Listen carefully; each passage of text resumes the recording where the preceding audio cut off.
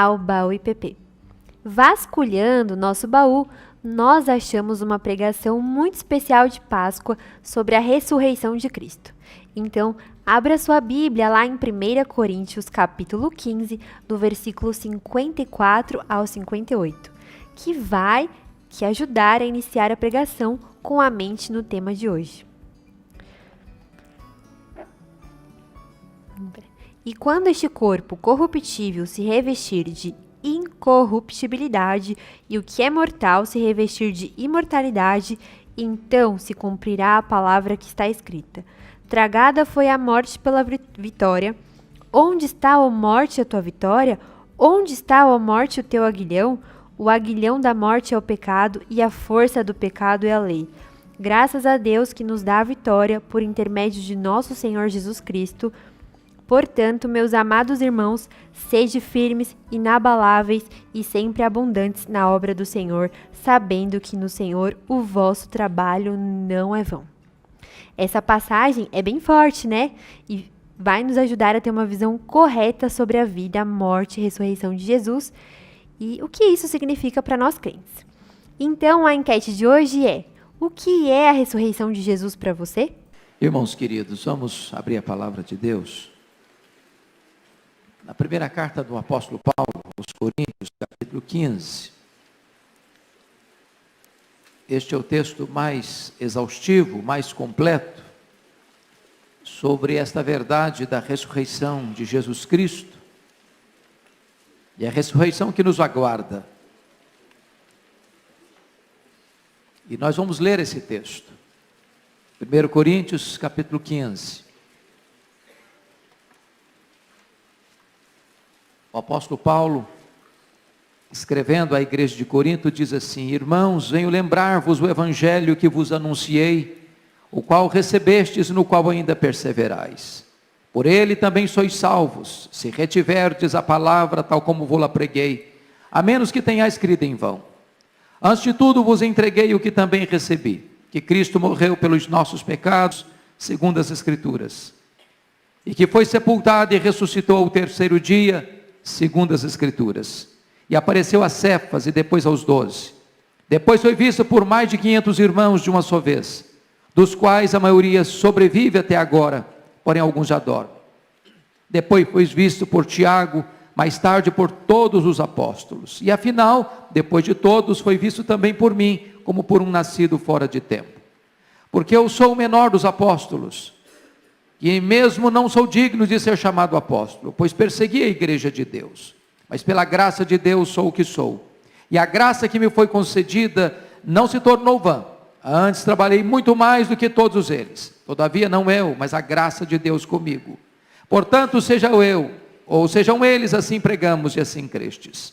Ora, se é corrente pregar-se que Cristo ressuscitou dentre os mortos, como pois afirmam alguns dentre vós que não há ressurreição de mortos? E se não há ressurreição de mortos, então Cristo não ressuscitou. E se Cristo não ressuscitou, é vã a nossa pregação e vã a vossa fé. E somos tidos por falsas testemunhas de Deus, porque temos asseverado contra Deus que Ele ressuscitou a Cristo, ao qual Ele não ressuscitou, se é certo que os mortos não ressuscitam. Porque se os mortos não ressuscitam, também Cristo não ressuscitou. E se Cristo não ressuscitou, é vã a vossa fé, e ainda permaneceis nos vossos pecados. E ainda mais, os que dormiram em Cristo pereceram. Se a nossa esperança em Cristo se limita apenas a esta vida, somos os mais infelizes de todos os homens. Mas de fato Cristo ressuscitou dentre os mortos, sendo Ele as primícias dos que dormem. Visto que a morte veio por um homem, também por um homem veio a ressurreição dos mortos. Porque assim como em Adão todos morrem, assim também todos serão vivificados em Cristo. Cada um, porém, por sua própria ordem, Cristo as primícias, depois os que são de Cristo na sua vinda. E então virá o fim, quando Ele entregar o reino ao Deus e Pai, quando houver destruído todo o principado, bem como toda a potestade e poder, porque convém que Ele reine até que haja posto todos os inimigos debaixo dos pés. O último inimigo a ser destruído é a morte, porque todas as coisas sujeitou debaixo dos pés. E quando diz que todas as coisas lhe estão sujeitas, certamente exclui aquele que tudo lhe subordinou, Quando, porém, todas as coisas lhe estiverem sujeitas, então o próprio Filho também se sujeitará àquele que todas as coisas lhe sujeitou, para que Deus seja tudo em todos. De outra maneira, que farão os que se batizam por causa dos mortos? Se absolutamente os mortos não ressuscitam, porque se batizam por causa deles. E porque também nós nos expomos a perigos a toda hora. Dia após dia morro. Eu protesto, irmãos, pela glória que tenho em vós outros, em Cristo Jesus nosso Senhor. Se como homem lutei em Éfeso com feras, que me aproveita isso? Se os mortos não ressuscitam, comamos e bebamos, que amanhã morreremos. Não vos enganeis, as más conversações corrompem os bons costumes. Tornai-vos à sobriedade como é justo, e não pequeis, porque alguns ainda não têm conhecimento de Deus. Isto digo para a vergonha vossa. Mas alguém dirá: como ressuscitam os mortos? Em que corpo vem? Insensato, o que semeias não nasce, se primeiro não morrer. E quando semeias, não semeias o corpo que há de ser, mas o simples grão, como de trigo ou de qualquer outra semente. Mas Deus lhe dá corpo como lhe aprouve dar, e a cada uma das sementes o seu corpo apropriado. Nem toda a carne é a mesma, porém, uma é a carne dos homens, outra dos animais, outra das aves e outra dos peixes. Também há corpos celestiais e corpos terrestres. E sem dúvida, uma é a glória dos celestiais e outra dos terrestres. Uma é a glória do sol, outra a glória da lua, outra a glória das estrelas e até mesmo entre estrelas e estrelas há diferença de esplendor. Pois assim também é a ressurreição dos mortos. Semeia-se corpo na corrupção, ressuscita-se na incorrupção. Semeia-se em desonra, ressuscita-se em glória. Semeia-se em fraqueza, ressuscita em poder. Semeia-se corpo natural, ressuscita corpo espiritual. Se há corpo natural, há também corpo espiritual. Pois assim está escrito: o primeiro homem, Adão, foi feito alma vivente. O último Adão, porém, é espírito vivificante. Mas não é o primeiro espiritual, e sim o natural, depois o espiritual. O primeiro homem formado da terra é terreno, o segundo homem é do céu. Como foi o primeiro homem, o terreno, tais também são os demais homens terrenos. E como é o homem celestial, tais também os celestiais. E assim como trouxemos a imagem do que é terreno, devemos trazer também a imagem do celestial. Está firme, irmãos, que a carne e o sangue não podem herdar o reino de Deus, nem a corrupção herdar a incorrupção. Eis que vos digo um mistério: nem todos dormiremos, mas transformados seremos todos, num momento, num abrir e fechar de olhos, ao ressoar da última trombeta. A trombeta soará, os mortos ressuscitarão incorruptíveis e nós seremos transformados, porque é necessário que este corpo corruptível se revista da incorruptibilidade e o corpo mortal se revista da imortalidade. E quando este corpo corruptível se revestir de incorruptibilidade, o que é mortal se revestir de imortalidade, então se cumprirá a palavra que está escrita: tragada foi a morte pela vitória. Onde está a morte, a tua vitória? Onde está a morte, o teu aguilhão? O aguilhão da morte é o pecado, e a força do pecado é a lei. Graças a Deus que nos dá a vitória por intermédio de nosso Senhor Jesus Cristo. Portanto, meus amados irmãos, sede firmes e inabaláveis e sempre abundantes na obra do Senhor, sabendo que no Senhor o vosso trabalho não é vão. Amém.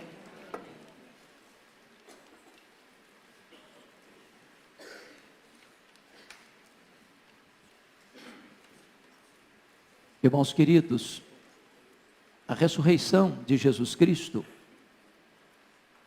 é o maior milagre da história, ou então, o maior embuste da história. Se Cristo não tivesse ressuscitado dentre os mortos, Ele não poderia ser o nosso Salvador, Ele teria sido derrotado e seria um fracassado. Se Cristo não tivesse ressuscitado dentre os mortos, a cruz jamais seria o símbolo do cristianismo, seria o símbolo consumado da derrota. Mas é mistério dizer que as melhores notícias que nós temos vieram de um túmulo vazio. O túmulo vazio de Cristo é o próprio berço da igreja. E Paulo está aqui nos ensinando sobre esta gloriosa verdade, a ressurreição de Cristo. E a primeira coisa que Paulo vai mencionar com tanta eloquência para nós é que a ressurreição de Cristo é um fato histórico irrefutável. E a prova que Paulo dá de que a ressurreição de Cristo é um fato irrefutável é que os coríntios que estão recebendo esta carta foram salvos pelo Evangelho. Um Cristo morto jamais poderia salvar alguém, jamais poderia salvar a si mesmo. Se você e eu estamos aqui nesta noite, se nós estamos salvos por Cristo Jesus, é porque Ele venceu a morte, é porque Ele triunfou sobre a morte, é porque Ele matou a morte. Um Cristo morto jamais poderia ser redentor da humanidade. Mas notem mais, Paulo está mencionando aqui, que Cristo ressuscitou, como o pastor já bem colocou aqui nesta noite, para se cumprir a Escritura. E Paulo diz assim: antes de tudo vos entreguei o que também recebi, que Cristo morreu pelos nossos pecados, segundo as Escrituras, que Ele foi sepultado e ressuscitou no terceiro dia, segundo as Escrituras. Sabe o que significa isso? A morte de Cristo não foi um acidente. Ele não foi para a cruz porque ele capturou o seu poder de Roma. Ele não foi para a cruz porque ele foi vítima de uma trama dos judeus. Ele não foi para a cruz porque Judas o traiu. Ele não foi para a cruz porque Pilatos sentenciou covardemente. Ele não foi para a cruz porque o sinédrio judaico conspirou contra ele. Ele foi para a cruz porque Deus havia profetizado isso, porque a palavra de Deus já havia previsto isso. Ele foi para a cruz porque a morte dele foi uma agenda estabelecida no céu. Mais do que isso, ele foi sepultado. E se ele foi sepultado é porque a morte dele não foi uma imaginação apenas, foi um fato concreto, um fato real. Ele de fato morreu, e morreu pelos nossos pecados. Não morreu como um mártir, não morreu como um exemplo moral. Ele morreu vicariamente, substitutivamente. Ele morreu pelos nossos pecados. Mas mais, Paulo diz que a ressurreição dele não foi uma surpresa. Se a morte não foi um acidente, a ressurreição não foi uma surpresa. Porque tanto a morte quanto a ressurreição já estavam profetizados no Antigo Testamento, e então se cumpre agora, e aqui temos a nossa pedra de esquina da esperança e da fé cristã. Mas Paulo vai além para dizer que isso é um fato incontroverso, porque Jesus não apenas ressuscitou, ele se revelou ressuscitado. Ele apareceu para várias pessoas, e Paulo faz questão de citar aqui, no versículo 5, ele apareceu para Cefas, ele apareceu depois para os 12, no verso 6 ele apareceu para mais de 500 irmãos de uma só vez, depois ele diz que ele apareceu, no versículo 7, para Tiago, mais tarde para todos os apóstolos, no versículo 8 ele diz, também a mim ele apareceu. Em outras palavras, a ressurreição de Cristo não se deu de forma escondida, não foi apenas uma realidade que alguns pensaram que aconteceu, mas não tinha nenhuma evidência histórica, concreta, factível. Ele ressuscitou e ele apareceu para os 12, ele apareceu para mais de 500 irmãos de uma só vez. Se Paulo estivesse falando qualquer coisa, sem qualquer confirmação histórica, certamente esses aqui, que ele menciona mais de 500, poderiam refutá-lo, porque a maioria ainda estava viva quando Paulo escreveu esta carta. Alguém diz, mas me dê uma prova científica da ressurreição. Nós não podemos dar. A ressurreição de Cristo não é uma prova científica. Prova científica é aquilo que você leva para o laboratório e repete quantas vezes você quiser. A ressurreição de Cristo é uma prova histórica e judicial. Há testemunhas. Essa ressurreição não é apenas uma prova ocular, testemunhal, ela é uma prova moral, porque aqueles homens até então acovardados, com medo dos judeus, trancados entre quatro paredes, agora diante da ressurreição de Cristo, da descida do Espírito Santo, eles se tornam audaciosos, ousados, eles enfrentam cadeias, eles enfrentam prisões, eles enfrentam martírio, eles enfrentam a morte, com toda a ousadia, com toda a audácia, porque a vida deles foi transformada pelo poder da ressurreição. Mas Paulo vai além no seu argumento e vai mostrar para você e para mim, a partir do versículo de número 12, que o fato de Jesus ter ressuscitado é a pedra de esquina do cristianismo. Não há cristianismo sem ressurreição, não há fé evangélica sem ressurreição, não há igreja de Deus sem ressurreição, não há esperança cristã sem ressurreição. E chega no verso 12, Paulo vai dizer algo sublime. Ora, se é corrente pregar-se que Cristo ressuscitou dentre os mortos, como pois afirmam alguns dentre vós que não há ressurreição de mortos? O que está acontecendo aqui? Eu disse hoje de manhã, e quando Paulo escreveu sua carta aos Tessalonicenses, Tessalônica era a capital da Macedônia, uma região grega, e esta carta é dirigida a Corinto, que era a capital da Caia, outra região grega. Aqui a igreja está sendo influenciada pela cultura grega. E a cultura grega dizia o seguinte: nós até acreditamos que a alma é imortal, mas nós não acreditamos na ressurreição do corpo.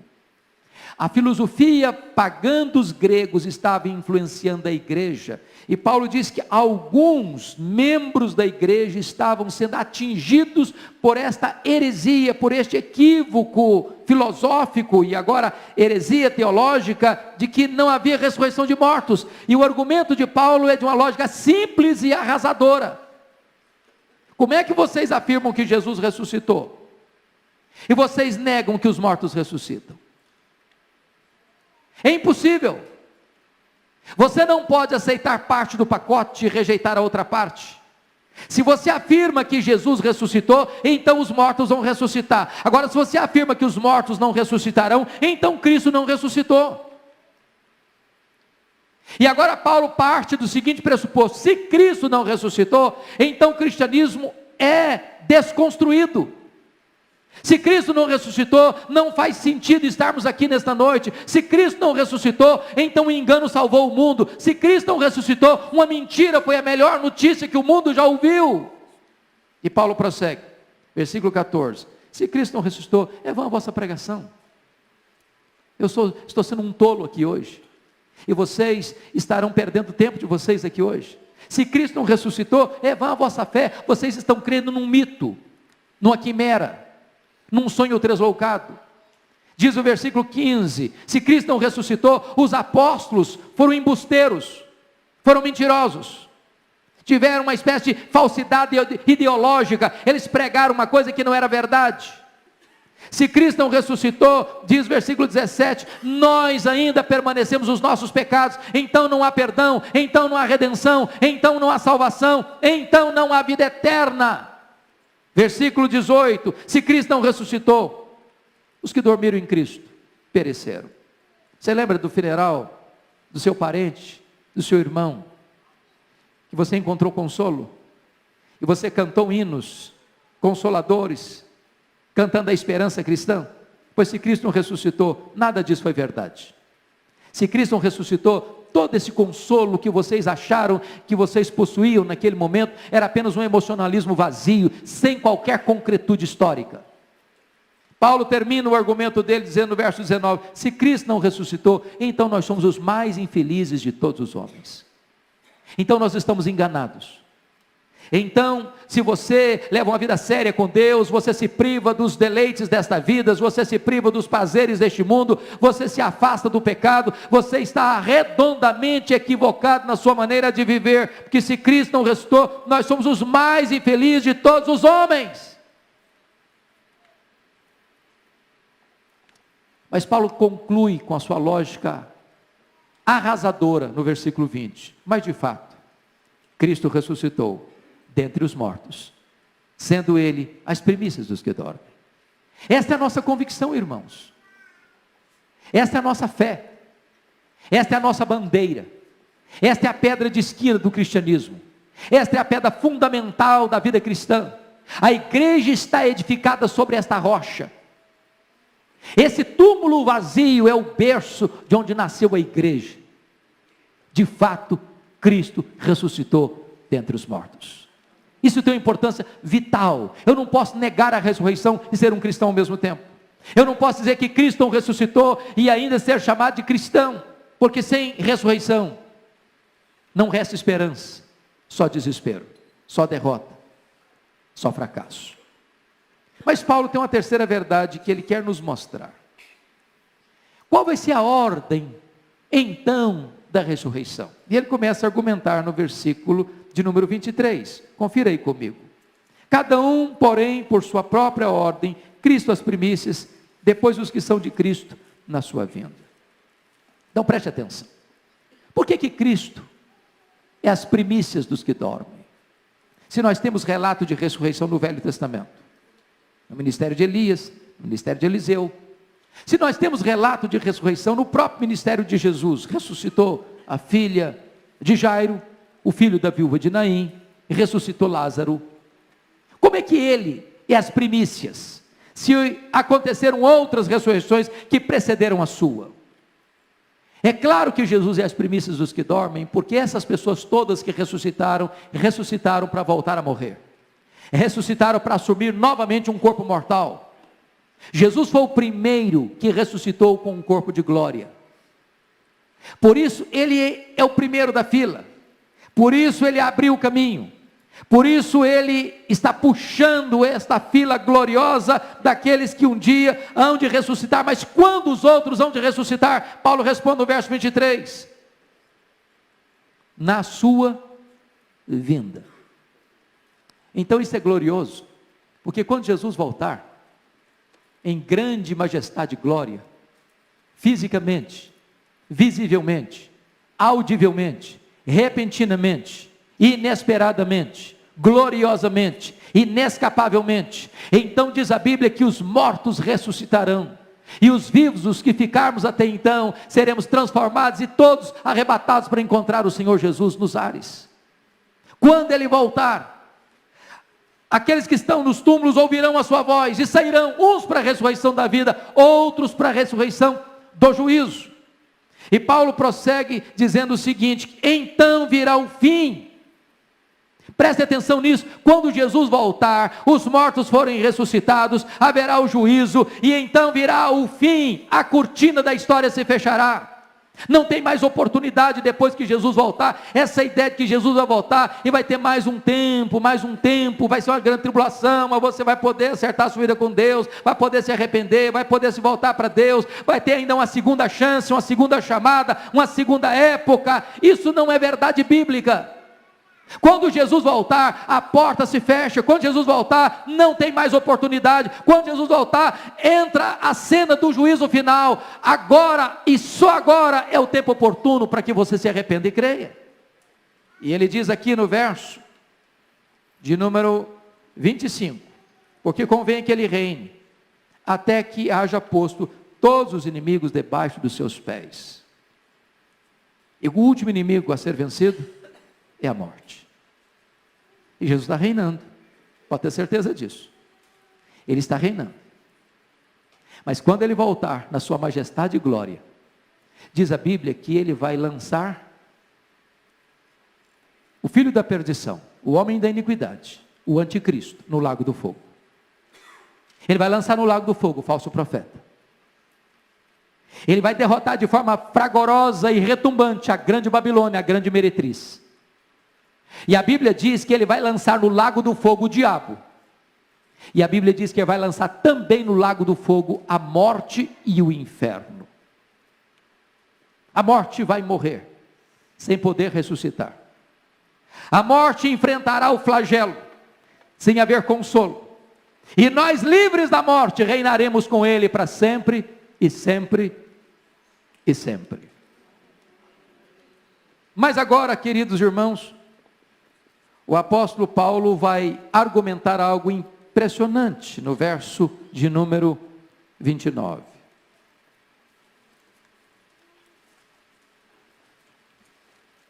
E ele vai fazer a seguinte pergunta para aqueles crentes de Corinto que estavam duvidando da ressurreição dos mortos. Confira o verso 29 comigo. De outra maneira que farão os que se batizam por causa dos mortos? Se absolutamente os mortos não ressuscitam, por que se batizam por causa deles? E aí você fica pensando, será que Paulo está ensinando esse negócio de batismo pelos mortos? Será que Paulo está referendando esse negócio de que então eu posso ajudar alguém depois que ele morre? Será que existe alguma chance de uma pessoa, mesmo depois de morrer, ainda ter ajuda para ter seus pecados perdoados e cancelados? É isso que Paulo está ensinando aqui? É claro que não. O que Paulo está ensinando aqui é que havia uma crendice ainda, como que algum sinal do paganismo presente na igreja de Corinto, e essa prática era uma prática pagã. Por exemplo, uma pessoa se converteu na igreja de Corinto, só que o parente dela, pai ou a mãe, ou tio, ou tia, o avô, a avó, não foi convertido a Cristo. E aí esse parente desse membro da igreja de Corinto morreu na impiedade. Aí esse membro da igreja de Corinto, desejoso de que o seu parente também pudesse ser salvo, ele vai lá e se batiza em função dele, para ajudá-lo. Era uma prática pagã, como hoje se faz missa de 7º dia, missa de 30 dias, missa de 1 ano, pensando que essa missa possa ajudar a pessoa que morreu. Não. Uma vez uma pessoa morreu, a Bíblia diz o seguinte: o homem está ordenado a morrer uma só vez, vindo depois disso o juízo. Não há chance de você ajudar nem seu pai, nem sua mãe, nem seu filho, nem sua filha, nem seu padrinho, nem sua madrasta, padrasto. Não há chance de você ajudar alguém que já morreu. É agora, é individual, é pessoal. Mas o argumento de Paulo é o seguinte: se vocês acreditam nesse negócio e batizam em função dos mortos, como é que vocês negam a ressurreição dos mortos? Vocês estão sendo incoerentes. Há uma contradição na prática de vocês. Não faz sentido o que vocês estão fazendo. Vocês estão fazendo uma coisa errada e ainda incoerente, se vocês não creem que os mortos vão ressuscitar. Mas Paulo vai além no argumento, no versículo de número 30, e faz a seguinte pergunta: e por que também nós nos expomos a perigos a toda hora? Dia após dia morro. Eu protesto, irmãos, pela glória que tenho em vós outros, em Cristo Jesus nosso Senhor. Se como homem lutei em Éfeso com feras, que me aproveita isso? Sabe o que ele está dizendo? Pensa nos missionários, pensa nos mártires do cristianismo, pensa naqueles irmãos que foram devorados por feras, naqueles irmãos que foram queimados em chamas, naqueles irmãos que enfrentaram martírio de açoites, de prisões, de escassez de pão. Se não há ressurreição, eles foram tolos. Se não tem ressurreição, se não tem esperança do amanhã, para que o missionário vai sofrer? Para que alguém vai enfrentar uma prisão? Para que alguém se priva de liberdade para enfrentar todas as agruras desta vida, para levar um evangelho que não oferece qualquer esperança para os homens? Paulo diz o seguinte: crer na ressurreição é que me dá força para ser missionário, para enfrentar feras, para enfrentar açoites, para enfrentar cadeias, para enfrentar martírio. Sem ressurreição o sofrimento é loucura, é insensatez. E Paulo vai nos mostrar algo agora que é sublime. Não vos enganeis, verso 33, as más conversações corrompem os bons costumes, tornai-vos a sobriedade como é justo, e não pequeis, porque alguns ainda não têm conhecimento de Deus, e isso digo para vergonha vossa. Ele está dizendo: se você crê na ressurreição, irmão, a sua vida tem que mudar, a sua boca tem que mudar, sua conversa tem que mudar, seu vocabulário tem que mudar, sua fala tem que mudar. Você não pode crer na ressurreição e viver uma vida promíscua, e viver uma vida que está completamente imiscuída com a impureza. E agora, talvez Paulo levante o mais complexo assunto aqui nesta carta. E o assunto é esse: como é que vai ser essa ressurreição? Olha comigo o verso 35. Mas alguém dirá: como ressuscitam os mortos? Em que corpo vêm? Essa é a grande pergunta. Por exemplo, vamos ou não vamos nos conhecer no céu? Será que vamos? Como é que ressuscita os mortos? Que corpo vem? Eu vou saber quem é quem lá? Quer ver outra pergunta? E quem morreu um bebê? Acabou de nascer e morreu. Ou morreu ainda no ventre da mãe? Como é que vai ser lá no céu? Vai ser um bebê glorificado? Ou um feto glorificado? Ou, pense comigo, lá em Vitória nós temos algumas irmãs queridas que já passaram de 100 anos de idade. Como é que vai ser na ressurreição dos mortos? Eu vou ser um vovozinho de bengala glorificado? Como é que vai ser a ressurreição dos mortos? E quem nasceu com defeito físico? Vai ressuscitar lá no céu com um corpo de glória, mas com o mesmo defeito físico? Ou imagine o casal que depois de 50 anos de vida conjugal, o marido parte para o Senhor. E a irmãzinha que fica, pergunta: eu vou encontrar meu marido lá no céu?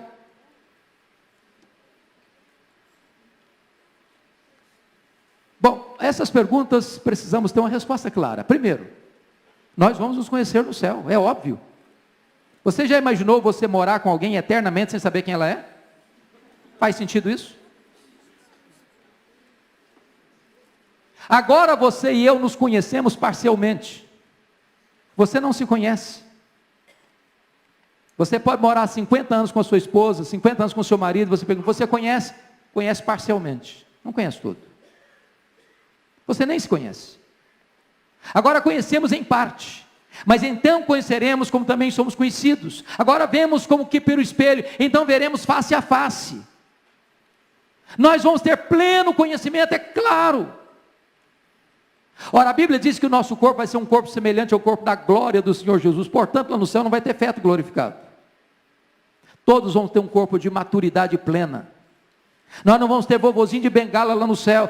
Todos vão ter um corpo de maturidade plena. Não vai ter gente com defeito físico lá no céu. Todos vão ter um corpo perfeito.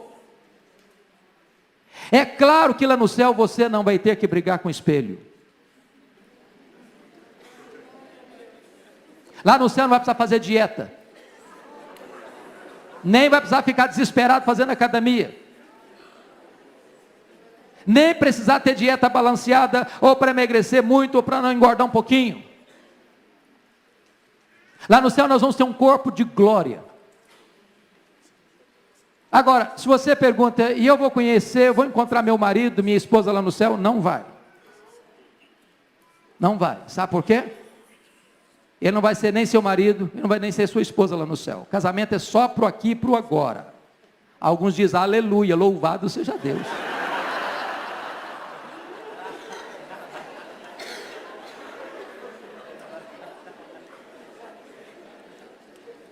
Aproveite, porque é só agora. Lá no céu não se casa nem se dá em casamento, diz a Bíblia. O que vai ser diferente certamente no céu, queridos, que nós não vamos ser famílias como nós somos hoje, família da Silva, família Pereira, família Oliveira, família isso, família aquilo, nós vamos ser uma família só. Lá no céu você não vai amar seu filho, sua filha, seu marido, sua esposa, seu pai, sua mãe, mais do que você vai amar Abraão, Isaac e Jacó. Vamos ser uma família só. Mas a grande pergunta de Paulo é essa: mas como ressuscita os mortos? Em que corpo vem? Em que corpo vem? E é preciso dizer que aqui há continuidade e descontinuidade. Continuidade porque quem morre, quem ressuscita. Se morreu José da Silva, não é o Antônio Pereira que vai ressuscitar, é o José da Silva. Se morre um ímpio, não ressuscita um santo. Se morre um santo, não ressuscita um ímpio. Há continuidade, mas há também descontinuidade. E na descontinuidade, o apóstolo Paulo, para nos ajudar a entender esse assunto, ilustra-nos da seguinte maneira, no verso 36. Aliás, ele acha a pergunta um pouco ingênua. Como ressuscita os mortos, em que corpo vem? Ele responde, insensato. O que semeias não nasce se primeiro não morrer. A primeira figura que Paulo usa é a figura da semente. Da semente. Se você semeia uma semente de manga, você não vai colher abacate, você vai colher manga. Essa é a continuidade. Mas a semente precisa morrer para depois nascer. Então, quando um morto em Cristo Jesus, um irmão nosso que parte para o Senhor, e aqui está o seu esquife, aqui está o seu corpo, e você faz um culto fúnebre, você leva o corpo para o cemitério. Quando você desce esse corpo à tumba, você está fazendo uma semeadura. Dessa semeadura vai nascer um corpo novo. Um corpo novo. Como é que vai ser esse corpo? O apóstolo Paulo responde. Preste bem atenção nisso. Por favor. Preste bem atenção nisso.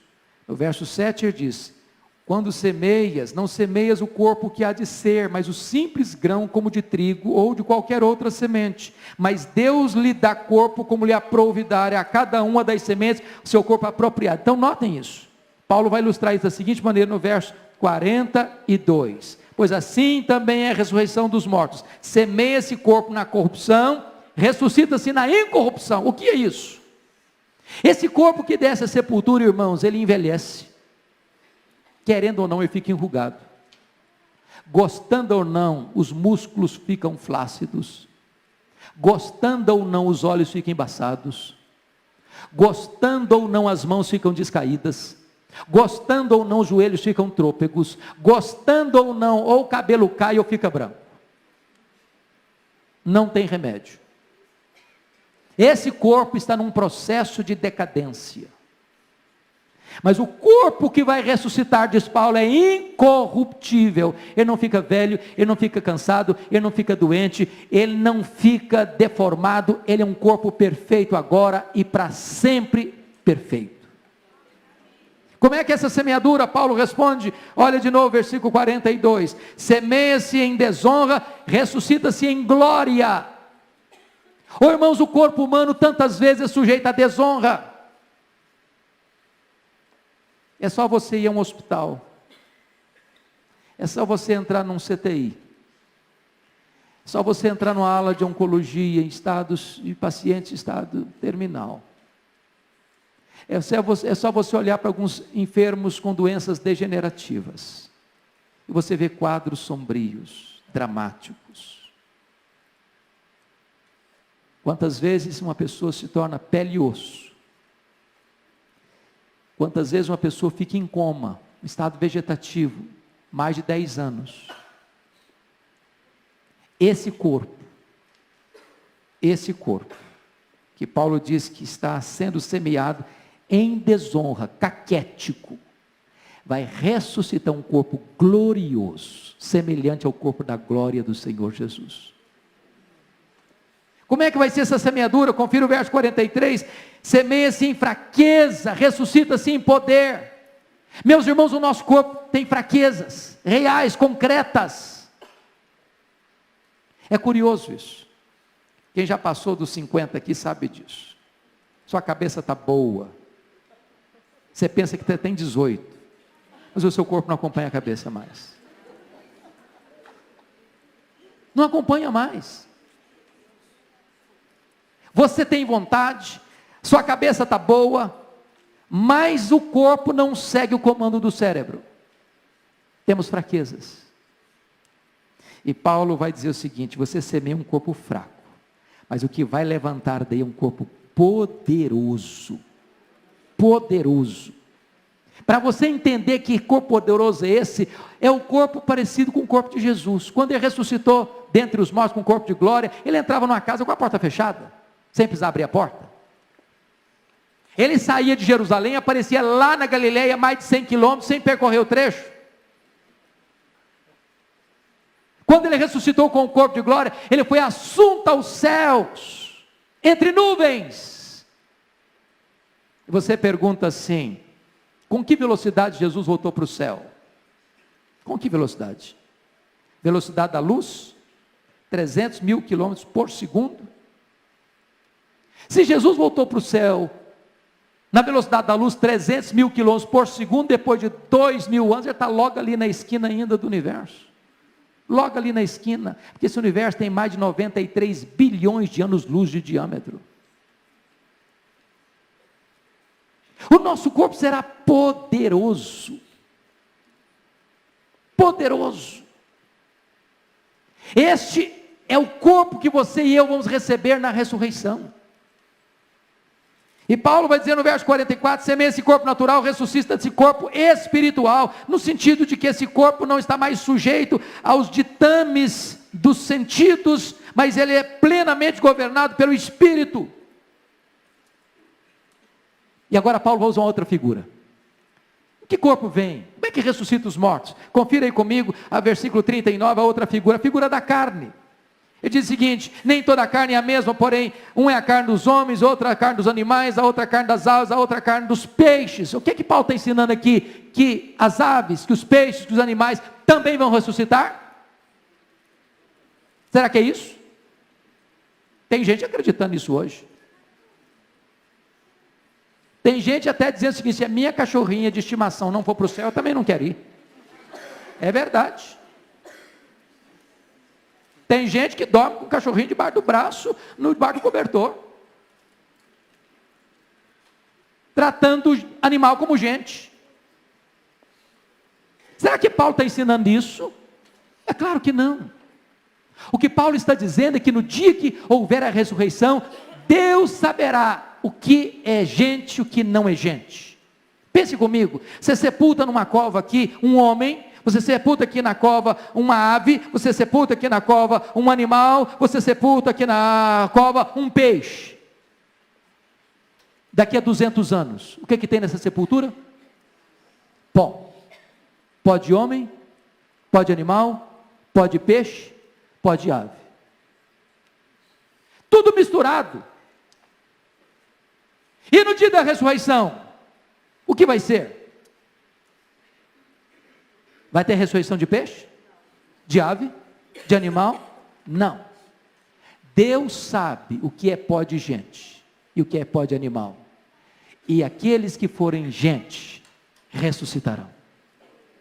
Não importa se foram queimados, não importa se foram incinerados, não importa se foram devorados por feras, não importa se foram comidos por monstros marinhos, não importa, não importa. Deus sabe distinguir o que é ave, o que é animal, o que é peixe e o que é gente. E o Deus que criou do nada o universo, nos dará um corpo de glória, o corpo da ressurreição. Agora Paulo usa outra figura, confira comigo para responder essa pergunta, que corpo vem? Com o versículo 40, também há corpos celestiais e corpos terrestres. Ele vai falar aqui uma glória do sol, outra glória da lua, outra glória das estrelas, porque até entre estrelas e estrelas há diferença de esplendor. Sabe o que Paulo está ensinando aqui, queridos? É que embora todos vão ressuscitar, e estamos falando agora dos salvos, embora todos vão para o céu, é verdade, todos que creram em Cristo vão para o céu, nem todos os que estarão no céu terão um corpo de glória com o mesmo brilho, com o mesmo fulgor. Uma glória do sol, outra é a glória da lua, outra é a glória das estrelas. Até entre estrelas e estrelas há diferença de esplendor, pois assim também é a ressurreição dos mortos. O que significa isso? Na linguagem de Daniel, capítulo 12, versículos 2 e 3, que os mortos vão ressuscitar, uns para a ressurreição da vida, outros para a ressurreição do juízo, mas os que a muitos conduzirem à justiça, brilharão como as estrelas, eternamente. É a questão dos galardões, a Bíblia ensina sobre isso. Se você, meu amado irmão, creu no Senhor Jesus, mas é um crente inativo, se você creu no Senhor Jesus, mas você não pratica boas obras, se você creu no Senhor Jesus, mas você é um crente, agente secreto do reino de Deus, se você crê no Senhor Jesus, mas você nunca levou ninguém a Cristo, se você crê no Senhor Jesus, mas está construindo sobre um fundamento com material perecível, madeira, palha e feno, naquele grande dia, o fogo vai provar essas obras, e você vai ser salvo, como que através do fogo, mas as suas obras serão queimadas, e você não receberá galardão. Na linguagem de Paulo, entrará no céu com cheiro de fumaça. Mas se você construiu sobre o fundamento, com material permanente, que é ouro, prata e pedras preciosas, e o fogo não destruirá essas obras, e você entrará no céu, e também receberá galardões. É muito provável que Paulo esteja se referindo a isso, quando disse que haverá diferença de esplendor no corpo da ressurreição, como há diferença de esplendor nos astros que brilham sobre nós. Em que corpo vem? Mas agora, dito isso, Paulo levanta um último assunto aqui no texto, e o assunto é, mas quando isso vai acontecer? Mas quando isso vai acontecer? De que forma isso vai acontecer? E Paulo responde, por favor, veja comigo, a partir do verso 50, quando ele diz assim, eu vos digo um mistério, nem todos dormiremos, mas transformados seremos todos, num momento, num abrir e fechar de olhos, ao ressoar da última trombeta de Deus. A trombeta soará, os mortos ressuscitarão incorruptíveis e nós seremos transformados. O que Paulo está dizendo é o seguinte, a segunda vinda de Cristo, irmãos, ela pode se dar a qualquer momento. Não haverá um fato assim, tão decisivo, para dizer, não vai ser hoje, porque aconteceu isso agora há pouco, então tem que ser hoje. Não, a segunda vinda virá como ladrão de noite, inesperadamente. A segunda vinda virá como um relâmpago que risca do oriente ao ocidente, repentinamente. A segunda vinda virá como dores de parto de uma mulher, inescapavelmente. Quando Jesus voltar, ele virá com tanta rapidez, que não haverá tempo para você se preparar na última hora, porque vai ser como um momento, um átomo de tempo, piscar de olhos, o dadejar da cauda de um peixe, o faiscar de uma estrela.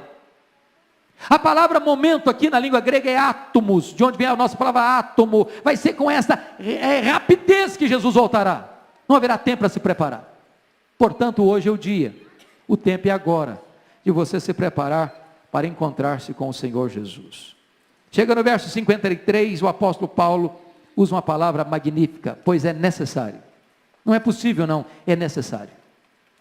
Não é plausível, não, é necessário. Não é talvez aconteça, não, é necessário. E o que é necessário? Que este corpo corruptível se revista da incorruptibilidade e que este corpo mortal se revista da imortalidade. E eu imagino Paulo num tribunal, enfrentando a morte. E eu imagino Paulo botando o dedo na cara da morte e fazendo a seguinte pergunta: onde está, ó morte, a tua vitória? Onde está, ó morte, o teu aguilhão? Tragada foi a morte pela vitória. A morte foi vencida, a morte foi derrotada. Jesus matou a morte com a sua morte ao ressuscitar dentre os mortos. Ele é a ressurreição e a vida. Agora nós temos uma viva esperança. Agora a morte não tem a última palavra. Agora nós que cremos já passamos da morte para a vida. Louvado seja o seu nome.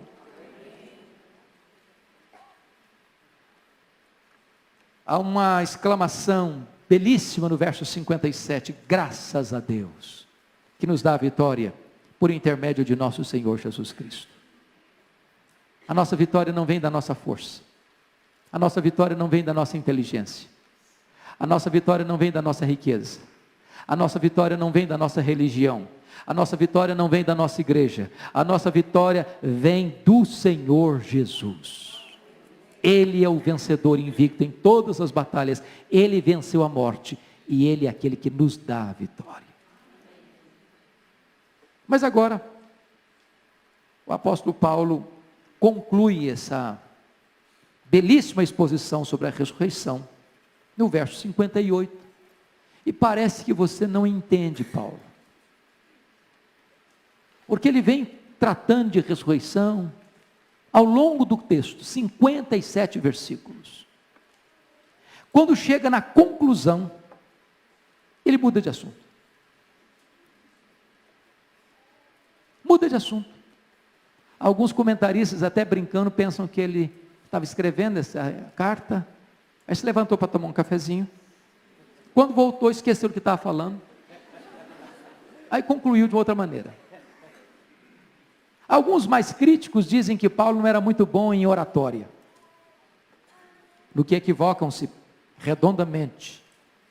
Porque quando você pega a carta aos Romanos, hoje em muitas universidades de direito na Europa, estudam Romanos apenas para aprender como é que se argumenta, de uma maneira, de uma lógica arrasadora. Porque todo orador, todo pregador, entende que precisa reservar para o último argumento o ponto mais forte da sua mensagem, onde ele amarra as coisas, onde ele aplica a verdade que ele ensinou. Nenhum pregador termina lá embaixo, termina lá em cima. Mas por que Paulo então conclui essa carta dessa maneira? Notem vocês, ele conclui com um elo de ligação, com uma consequência. Portanto, meus amados irmãos, sejam firmes, inabaláveis, sempre abundantes na obra do Senhor, sabendo que no Senhor o vosso trabalho não é vão. Sabe o que ele está dizendo? Bom, vocês creem mesmo nesse negócio de ressurreição? Ou vocês acham que morreu, acabou? Ou vocês acham que morreu, vai o espírito vagando por aí até reencarnar de novo? Ou vocês acham que morreu, vai para um purgatório? Vai sofrer, sofrer, sofrer, sofrer, sofrer. Ou vocês acham que morreu, a alma vai dormir, inconsciente? Ou vocês acham que morreu, é aniquilado? Você crê mesmo em ressurreição? Você crê que você vai ter um corpo semelhante ao corpo da glória do Senhor Jesus? Você crê que Jesus venceu a morte e que você que creu nele nunca mais morrerá eternamente? Essa verdade é realidade para você? Isso é fato para você? Isso é artigo de fé para você? Você crê nisso? Aí Paulo está dizendo o seguinte: se você crê nessa verdade, isso tem que ter implicação prática na sua vida. Se você crê nessa verdade, então, por favor, pense nisso. Você tem que ser firme. Você tem que ser inabalável. Você tem que ser sempre abundante na obra de Deus. Não há nenhuma motivação maior para você fazer a obra de Deus, que você crê que Jesus venceu a morte, Ele ressuscitou, e você um dia vai ressuscitar, e você tem que levar essa mensagem para aqueles que estão mortos, para que eles recebam vida. Se a ressurreição de Cristo não me impulsionar, não me motivar, não me tonificar a alma, então não há mais nada que eu possa fazer para estimular o seu coração. Portanto, meus irmãos, se vocês creem nisso, levantem-se. Se vocês creem nisso, ajam. Se vocês creem nisso, enfrentem as lutas, em nome de Jesus, levem essa palavra, levem esse evangelho, tornem esse evangelho conhecido. Portanto, meus irmãos, sede firmes, inabaláveis, sempre abundantes na obra do Senhor. Agora preste atenção, tem uma promessa, sabendo que no Senhor o vosso trabalho não é vão. Não é vão porque Jesus ressuscitou. Não é vão porque tem uma recompensa. Não é vão porque nós vamos receber os galardões. Não é vão porque nós estamos destinados a uma pátria onde não haverá dor, onde não haverá tristeza, onde não haverá morte, onde não haverá lágrimas. Nós estamos destinados a um céu de glória, onde nós reinaremos com Ele para sempre, sempre, sempre, sempre, sempre. E as glórias deste mundo serão nada diante das glórias por vir a serem reveladas em nós. Nós temos uma rica recompensa. Curva sua fronte, por favor. Nós vamos orar.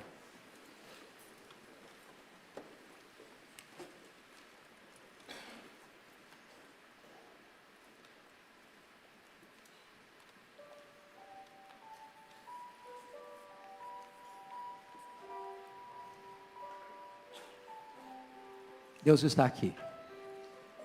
Deus está neste lugar.